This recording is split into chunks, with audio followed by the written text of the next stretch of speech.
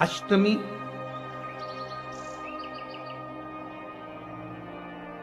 दशमी, एकादशी, प्रदोष, शिवरात्रि, ये तिथियां ऐसी तिथियां हैं जिन तिथियों पर अगर भूलवश भी श्राद्ध पक्ष की दूज, चतुर्थी, अष्टमी, दशमी, एकादशी, प्रदोष, शिवरात्रि, ये श्राद्ध पक्ष की वो तिथियां हैं जिन तिथियों पर अगर गौ माता को एक चुल्लू पानी भी अगर पिला दिया जाता है तो हमारे पूर्वजों को तर्पण और तिलांजलि की जरूरत नहीं पड़ती, वो तर जाते। श्राद्ध पक्ष की ये तिथियां आप भी बोलिए कौन कौन सी? दूज, चतुर्थी, अष्टमी, दशमी, एकादशी, प्रदोष और शिवरात्रि, ये वो तिथियां हैं। अगर भूलवश भी अगर कोई गाय को पानी दे देता है, भूलवश भी हमारे घर में आए हुए किसी अतिथि को हम किसी को नहीं पहचानते, उस व्यक्ति को हमने अगर अपना पास में रखी हुई जल के पात्र में से भी अगर जल दे दिया होता है और उसने अपनी प्यास बुझा ली होती है तो हमारे पूर्वज, ये श्राद्ध पक्ष में इसका फल 1000 लाख गुना हो जाए, लाख, 1000 लाख गुना इसका फल श्राद्ध पक्ष। ये तिथियां एक ऐसी तिथियां हैं जिन तिथियों पर श्राद्ध पक्ष में गौ माता को भूल चूक से भी अगर किसी ने पानी पिलाया या कोई साधारण व्यक्ति जिसको तुम पहचानते नहीं, जिसको तुम जानते नहीं, जल का आचमन भी करा दिया तो भी सुख है। उन तिथियों का स्मरण आप फिर करेंगे।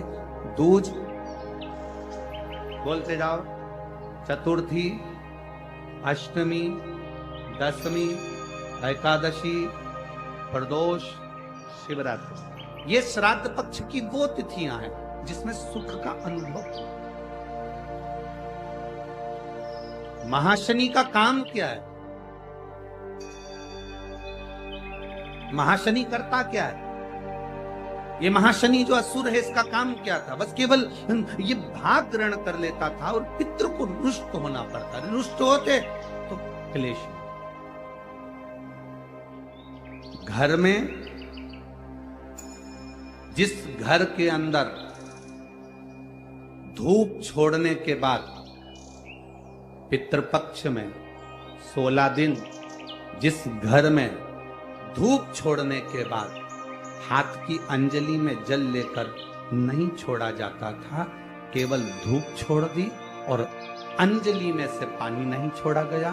गाय को श्राद्ध पक्ष में रोटी निकालकर खिला दी, थोड़ा सा जल गाय को नहीं दिया गया। कौवे को रोटी दी गई, कागा को भोजन दिया गया, जल नहीं छोड़ा गया। ब्राह्मण को भोजन कराकर उसको जल नहीं दिया गया।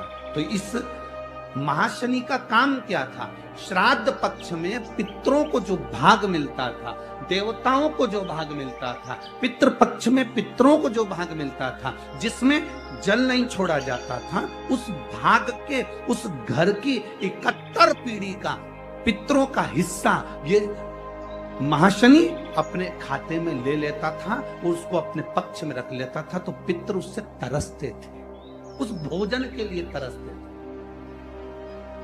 अब जरा विचार करिएगा। वैसे तो आप लोग सब समझदार हैं, वैसे तो आप लोग सब अगर धूप छोड़ते होंगे तो जल जरूर छोड़ते होंगे। बोलो सही है? देते हो ना जल? अगर अग्नि में तुमने थोड़ा सा भाग दिया है तो वहां पानी का छोड़ना जरूरी है, जल का छोड़ना जरूरी है। जल नहीं छोड़ा तो वो भाग महाशनि के खाते में चले जाता है, जल नहीं छोड़ा तो वो भाग महाशनि के पास पहुंच जाता है, महाशनि के खाते में। महाशनि का कर्म क्या है? अगर वो धूप छोड़ने के बाद पानी नहीं डलता है, जल नहीं दिया जाता है, पितरों को जल नहीं प्रदान किया जाता है, तो वो भाग जो महाशनि लेता है उसका स्थान हमारे घरों में भी बनता चले जाता है। उससे होता क्या है? तो कहा गुरुजी, देव पितर शिव महापुराण की कथा कहती है, घर में मान लो 1 रुपया कमाकर लाया जा रहा, घर के अंदर यदि 1 रुपया आ रहा है तो सवाया खर्च हो रहा, घर में धन दिख नहीं रहा, एक जरा सा बर्तन रखा है उसके पीछे घर में विवाद हो रहा है, तो समझ लो ये महाशनि का भाव प्रबल हो।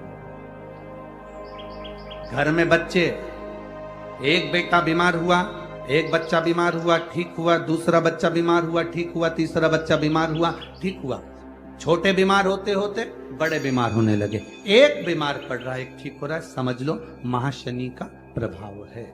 मतलब तुम्हारे घर में अगर 4 बेटे हैं 3 बेटे हैं, उन्होंने धूप तो छोड़ दी पर किसी ना किसी ने जल देने से उसको जल प्रदान नहीं करा। गाय को रोटी तो श्राद्ध पक्ष में दे दी पर जल नहीं दिया गया। गाय को अगर रोटी देने जा रहे हो तो थोड़ा सा बाल्टी में पानी भर कर ले जाओ, अगर बाल्टी में भी पानी नहीं ले जा सकते थोड़ा सा जल उसके मुख पर जरूर देना चाहिए कि वो जल का आचमन कर ले। कौवे को अगर भोजन दिया है, कागा को अगर भोजन दिया, थोड़ा सा जल का भाग भले कटोरी में भर कर ले जा और छत पर थोड़ा सा भाग जल का छींटो, पर छींटना जरूर। जरा जरा सी बात में अगर घर में क्लेश हो रहा है तो समझ लेना तुमने जरूर श्राद्ध पक्ष में पितरों को या तो गौ माता को या कागल को तुम्हारे यहाँ जो भोजन दिया जा रहा है उसमें जल की भाव नहीं है, पानी नहीं। गुरुजी हमारे घर में सब कुछ है, धन वैभव सत्ता सब है, पर शांति नहीं है। शांति नहीं उसका कारण ये है कि महाशनि आपके घर पर प्रवेश कर, अर्थात तुमने जल का भाग, जल का भाग। और जिनके भी घर में अशांति है, जिनके घर में भी ऐसा लगता है कि साहब ऐसा हो रहा है, तो आपसे निवेदन है कि आप एक बार प्रयास करना। इन तिथियों में कोई भी तिथि को आप गौ माता को अगर भोजन दे रहे हो जल जरूर देना, कौए का भोजन दे रहे हो तो जल जरूर देना, ब्राह्मण संत साधु गुरुजन या जिसको पहचानते नहीं उसको भी जल का भाग जरूर जरूर। महाशनि की दृष्टि, महाशनि जो क्रोधी है असुर के भाव में गिना जाता है। महाशनि असुर जगत का कल्याण करे, रोटी हो तो रोटी, पूड़ी हो तो पूड़ी, पराठा हो तो पराठा, जो तुम बनाए हो उसमें थोड़ा सा मात्रा दूध चावल की या खीर की, थोड़ी सी मात्रा गुड़ की, और वृषकपि या विषकपि अवतार का नाम लेकर अपने दरवाजे के बाहर खड़े होकर जो गौ माता को श्राद्ध पक्ष में किसी भी दिन ये भोजन वृषकपि का नाम लेकर दे देते हैं, उसके घर में कभी संपदा की कमी नहीं आती, धन की कमी नहीं आती। श्राद्ध पक्ष का ये स्वरूप है विषकपि अवतार। एक बार सब बोलेंगे, बोल विषकपि भगवान की। अब नाम आप लोग ले जिससे आप लोगों को याद हो जाए, बोलिए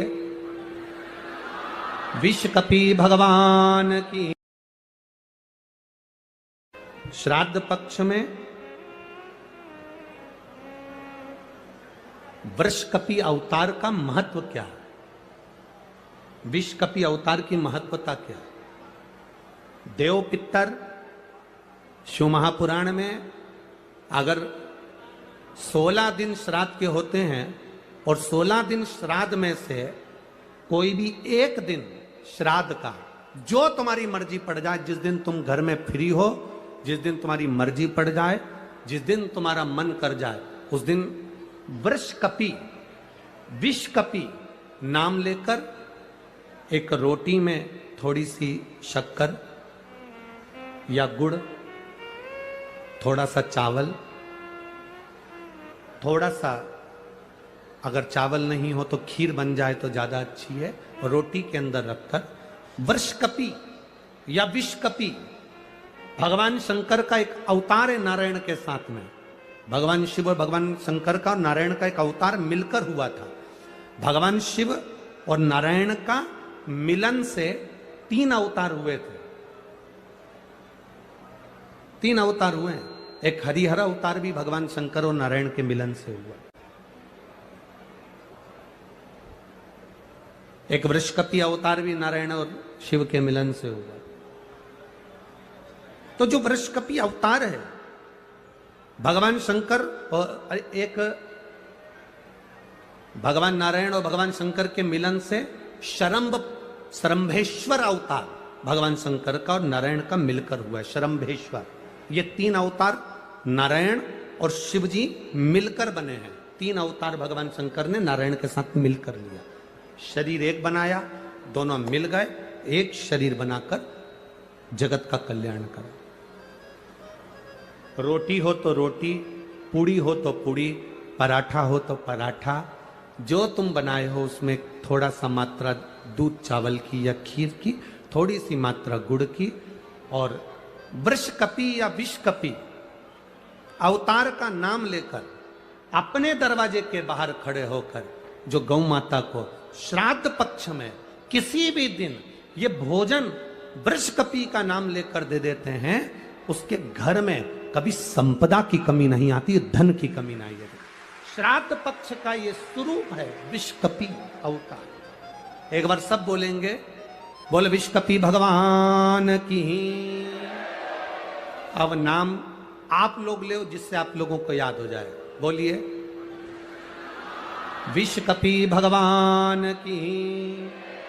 आप विषकपि बोल सकते हो, वृषकपि भी बोल सकते हो, वृषकपि भी बोल सकते हो और विषकपि भी बोल सकते हो, दोनों नाम में से कुछ भी। हाँ, अगर आप नेट पर सर्च करोगे या आजकल लोग क्या है कथा सुनने के बाद नेट पर जल्दी सर्च करते हैं, तो गूगल आदि पर सर्च करोगे तो विषकपि भी आ सकता है, वृषकपि भी आ सकता है।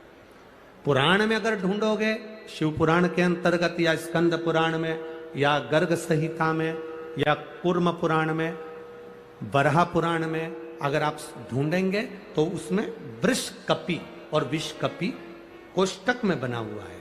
पहले आएगा विषकपि, फिर कोष्टक में आएगा वृषकपि। उस अवतार का स्मरण। फिर से नाम बोलो, क्या नाम बोलना है? विषकपि। या तो विषकपि बोल लें या वृषकपि बोल।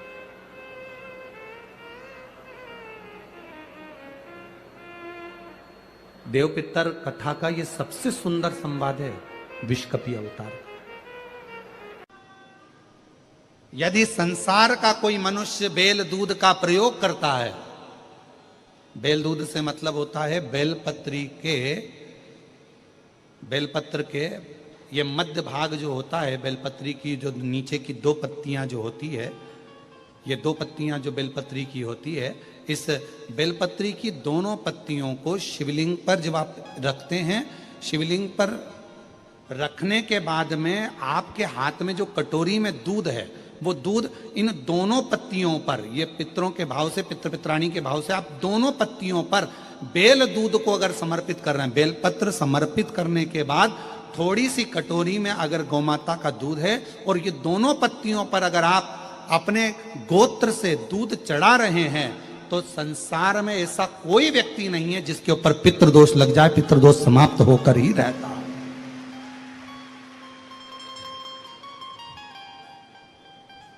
शिवलिंग पर बेलपत्र चढ़ाई, बेलपत्र चढ़ाकर ये नीचे की जो पत्ती है, आपका जो दूध का भाग है वो 2 पत्ती पर चढ़ना चाहिए, तीसरी पत्ती पर जल का भाग आता है। 2 पत्ती पर आपका दूध का भाग रहे। और जब बेल दूध का प्रयोग आप करते हैं और दूध बाबा को 16 दिन श्राद्ध के अगर कोई कह दे कि आपके घर में पितृदोष है, ये दोष है, वो दोष है, सारे दोष आपके यहाँ लग गए हैं और आपके यहाँ ये 4 लक्षण अगर पितृदोष के दिख रहे हैं जो पहले कथा में वर्णित किए, अगर ये लक्षण दिख रहे हैं तो श्राद्ध पक्ष के 16 दिन पहले दिन से ही आप चालू हो जाओ।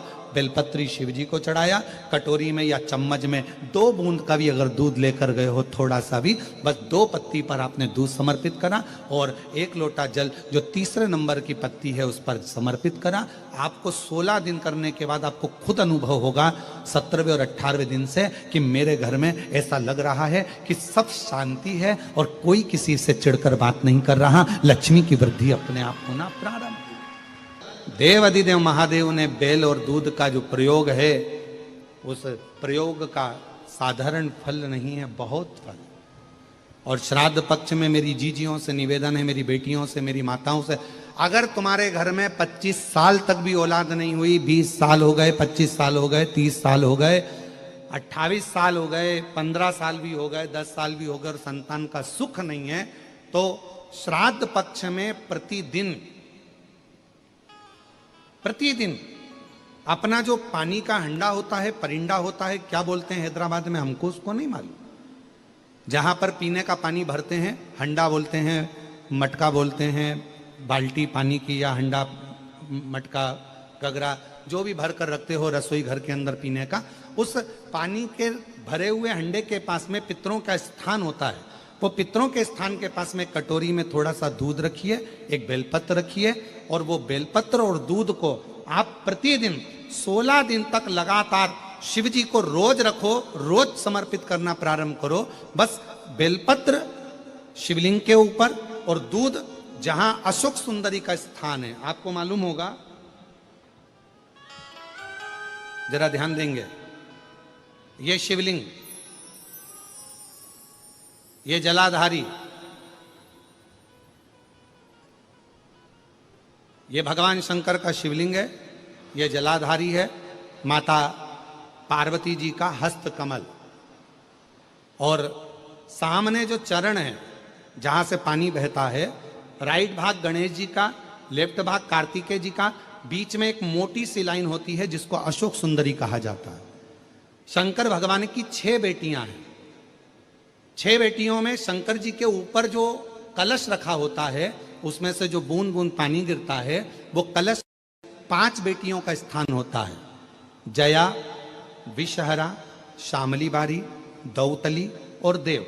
ये शिव जी की 5 लड़कियां ऊपर और एक बेटी अशोक सुंदरी। सामने जो मोटी सी लाइन होती है जहां से शिव जी पे चढ़ा हुआ पानी गिरता है, उसके बीच में जो लाइन होती है वो अशोक सुंदरी का स्थान। तो जिसके यहां संतान का यदि सुख नहीं है तो 16 दिन एक प्रयास करें, तुम रुकेश्वर महादेव का नाम लेकर, तुम रुकेश्वर महादेव का नाम लेकर शंकर जी के ऊपर तो चढ़ाएं बेलपत्र, जो तुमने परिंडे के पास, हंडे के पास रात्रि को रखा है, 16 दिन के रोज एक बार रखो और रोज एक बार चढ़ाओ। रखा, वो दूध को अशोक सुंदरी के स्थान पर समर्पित करना है और बेलपत्र को शिवलिंग पर समर्पित करना है। 16 दिन कर देखिए, उसके 3 महीने के अंदर देवाधिदेव महादेव की कृपा से गर्भ जरूर ठहरेगा, शिव की कृपा जरूर, शंकर की करुणा जरूर, गर्भ अवश्य ठहरेगा। पर नाम स्मरण रखना है, कौन से महादेव, जम के बोलो जरा, तुम रुकेश्वर महादेव। फिर से बोलिए, तुम रुकेश्वर महादेव।